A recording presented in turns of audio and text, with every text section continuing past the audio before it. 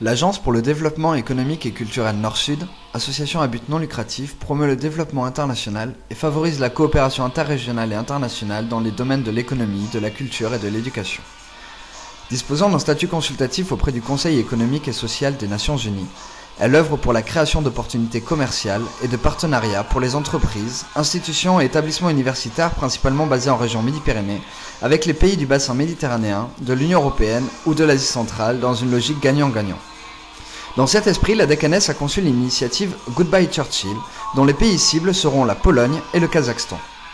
Aucune volonté d'offenser la mémoire de l'un des plus grands hommes du XXe siècle à travers ce nom, mais au contraire de lui rendre hommage, tout en affirmant le dépassement du discours prononcé en 1946 par Winston Churchill, lorsqu'il utilisa la métaphore du rideau de fer pour illustrer les conséquences des événements qui se produisaient alors en Europe. Cette initiative a pour objectif de s'inscrire dans le cadre des politiques d'élargissement et de partenariat privilégiés et entend effacer les barrières passées par l'établissement de collaboration entre acteurs privés et publics du Grand Sud-Ouest et leurs homologues des deux pays à travers la mise en place d'une initiative innovante basée sur des expériences passées fructueuses.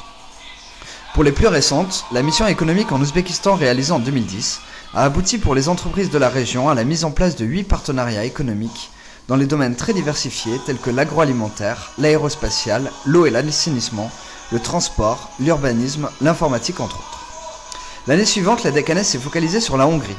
Suite à la mission économique organisée, différentes collaborations ont été établies au niveau des transferts de savoir-faire dans la métallurgie, ainsi que dans la consolidation de la présence des entreprises françaises dans le pays. Le parcours à l'international a continué en 2012 vers l'Azerbaïdjan avec l'organisation d'un dîner-débat, après lequel des partenariats dans les domaines de l'agroalimentaire et de l'aérospatial ont vu le jour.